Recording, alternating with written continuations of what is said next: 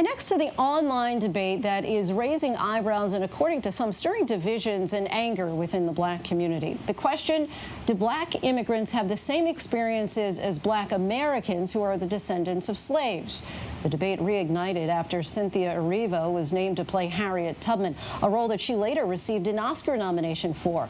The controversial group leading the charge, ADOS, or the American Descendants of Slaves. Our Steve Osensami met with its founder. Here are the nominees for When the names of the nominees for Best Actress were read last night at the Academy Awards, Cynthia Erivo was one of them. Cynthia Erivo, Harriet. Stand up, take my people with me. She is only the 11th black actress ever nominated for an Oscar in a leading role, and had she won, would have become only the second black woman to win the award after Halle Berry in 2001. But in the community whose story she helped tell in this important film, there is a small and unfortunate cloud that has rained on her performance this entire awards season, and it's a question of her blackness. Harriet Tubman. The title role of Harriet Tubman, a challenge for any actress, and Erivo rose to the occasion, paying tribute to the black abolitionist who freed hundreds of slaves and remains one of the most important figures in black American history. God was watching, but my feet was my own. Running, bleeding, climbing, nearly drowned, nothing to eat for days and days, man. I made it. But when the film's producers first announced that it was Erivo getting the job, it didn't go over well with many black Americans because Erivo is British. So there's people who took issue with you being from England. From England and African. While promoting the film on New York City radio, she took a moment to defend herself with WQHT host Ebro Darden. Well, I think there's a misconception that when you're in the UK, you sort of get to bypass all the awful things that happen to you as a black person, but you don't. On Twitter, the hashtags Boycott Harriet and Harriet Deserves Better found life. You know, obviously there's been a lot of conversation about the fact that she's British, but it's so unfair. The film's black producer addressed the controversy multiple times this award season, including at the Middleburg Film Festival in Virginia last October. You live or die on the shoulders of the actor in the lead role. So she was it, period. Online, a new group of black intellectuals found their voice with this debate. If Harriet was part of your lived experience as an ADOS, you could bring it to that role. They are the American Descendants of Slavery, or ADOS for short, and they argue that black Americans who are the children of African immigrants have it entirely different than African descendants of slaves. In Atlanta, we met one of the group's founders, Yvette Carnell. Well, there's an expectation that Yvette is xenophobic and Yvette hates black immigrants, and that's just not the case. She told us that she is ADOS, but says that I am not because my parents immigrated here from Nigeria. I'm lighter than you. I'm far lighter than you. But like the cost that we bear is because of being brought here as slaves is very different. We got very personal. Just because you have melanin and kinky hair doesn't mean you have the same background and you are tied to that kind of systemic oppression in this country. So yes, you can come from Nigeria, you can come from Ghana. You're kind of the opposite of what we are, though. You're the elite where you come from. We're the bottom caste here. We just look alike. It sounds like you're saying that the American part of African American is more important to African descendants of slaves. I think it's essential because we built the richest country in the world. But we've always been very, very giving and very accepting of black immigrants in this country. We always have. But it's a problem when you look at the number of these roles, especially lead roles, which are going to other groups and other people, even though we fought for the opportunity to be in those roles. And we didn't get to school in London. Like, we didn't go from Nigeria to London to different background. You look at Cynthia Erivo, it's not the same as my background. I'm a bottom caste in this country. That's different than what you came from.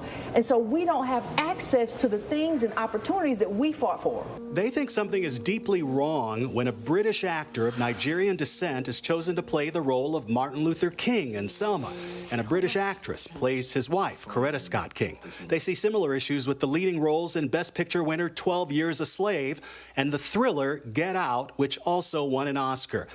Even the Dean of Black Actors, Samuel L. Jackson, is taking sides in the debate. During this interview with New York's Hot 97, he points out that Get Out's Daniel Kaluuya is a Brit of Ugandan descent, and he wonders if a different actor should have played the role of a black American in an interracial relationship. I tend to wonder, what would that movie have been with an American brother who really understands that in a way? Because, I mean, Daniel grew up in a country where, you know, they've been interracial dating for 100 years. And they're not just upset with the movies. They say that black immigrants and their children are taking seats in American colleges and businesses that are meant for the descendants of slaves. And they don't seem to acknowledge that many black people in Europe, the Caribbean, and elsewhere can also trace their ancestors back to slavery.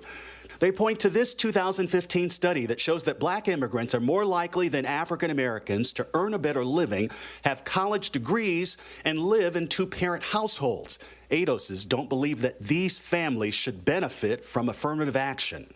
It was never meant for white women. It was never meant for immigrants or just people of color. It was meant for us. Everybody else just kind of shoehorned their way in. Wouldn't you say, though, that that is a big generalization?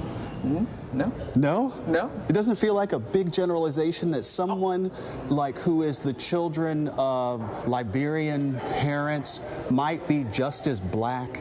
Just as black, but what they went through was in Liberia. I'm hard-pressed to believe that someone exactly my age, exactly my experience, who's lived in the same exact shoes that I've lived in over these past 49 years would have any different of an external experience as a black man in America. Let me break it down for you. Let me break it down for you. That's the Obama argument, I like to call it. Obama said, when people see me as a black man, I have a problem getting a cab too. My life experience is the same. Yeah. Obama also went to a top-tier school, like it was a private school in Hawaii when he was there. What I'm saying to you is this. Being black, like not being able to get a cab, or the police seeing you and saying this is a black man, right?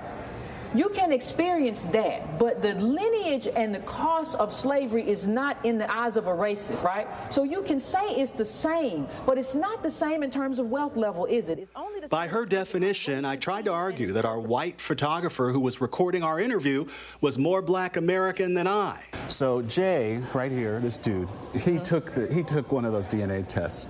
He black. Right? But the thing about it is, this is what's crazy is that by your definition, Jay is more black American than I am, right? Because I. But see, here's the thing. He's not more black American because he didn't bear the cost, because he looks like Jay. At the heart of this black agenda is the hope for reparations, the idea that America owes the descendants of slaves a certain dollar figure for the trauma of their history. Critics of the ADOS movement say it's pure discrimination, that the racism that black Americans experience from redlining to job discrimination happens to all, no matter how they got here. We may have gotten dropped off at different points, but we still are the glue that comes with the diaspora. And when we start picking and choosing who has more blackness over the other, who has more entitlement over the diaspora than the other, I think that's when we get into a really dangerous narrative and conversation on our community. And so we have to be mindful that we keep focus on that it is color that is the heart of racism. Cynthia Erivo, who's also a Tony winner, argues that her birthplace shouldn't make a difference in what stories she tells on film or stage. She says her job as an actress is to transcend these issues, even if her ancestors have never had to bear the cost or the pain of slavery. Steve Osunsami joins us now live. Steve, I don't even know where to begin. I have so many questions here. I mean, it seems like a provocative conversation, but it's a divisive and a slippery slope. I mean, so at the end, really, is this all about reparations, or is this trying to establish a I've had it worse than you, a caste system kind of situation here? I think it's part reparations. That's one of the goals. But the other thing is that this group argues that the current measures of success, that when you measure the progress that black Americans have had in this country, that when you include people like myself or people like Barack Obama or Senator Kamala Harris, that when you include those people in the sort of analysis of progress, that you're not getting a real picture of what's happening to the descendants of slaves in this country. country.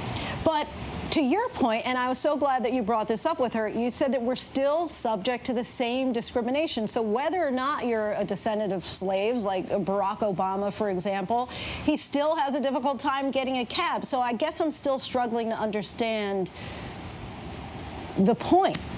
You know, when I walk into a room 10 people who are looking at me don't realize that I'm from Nigeria, that my parents are from Nigeria. They see a black man in America.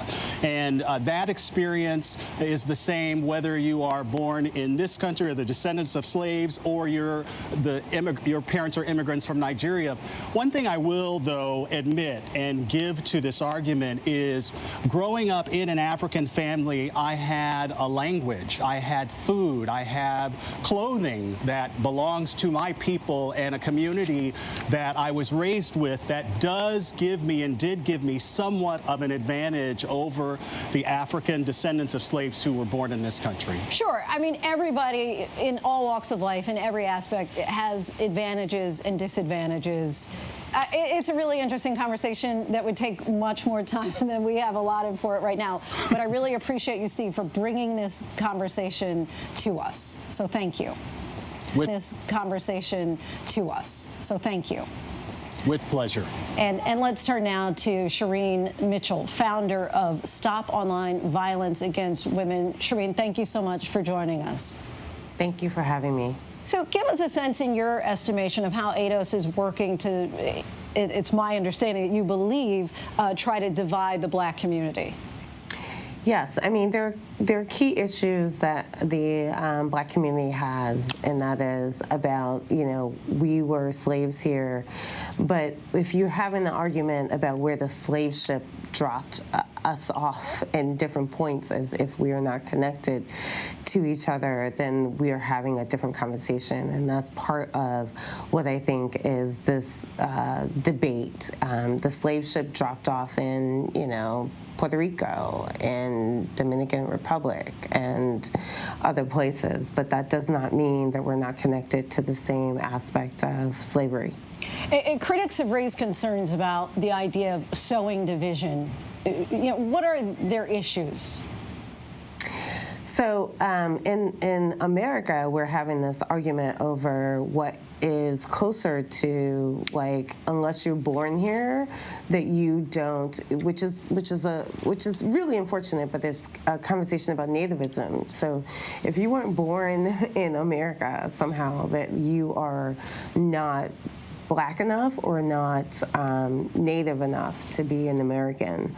And we've gone through this historically in different ways across the spectrum, which happened in the civil rights movement. But, like, honestly, you know, the argument between being called Negroes versus being called African American versus being called black, which is where we are now, is what this debate is about. And the truth is, those who were born here, those who come here, also have the same stigmas that they have to face. Yeah, in the long run, I mean, I think the struggle is real, no matter where you're coming from, how you got here. Again, a longer conversation that I'd like to have probably off camera at some point. But thank you very much again for your time, Shireen Mitchell. No, thank you for having me, and I really appreciate it, because I know you've been trying to hold the line about the way in which that we're having this conversation about race in this country and also how it affects the vote. And I'm hoping that we have a broader conversation about the way in which this impacts voter suppression and digital vote suppression, because this is a target on the way we vote in this country. Certainly, voter suppression, big issue as well. Thank you again. We're going to take a quick break, but when we come back, the other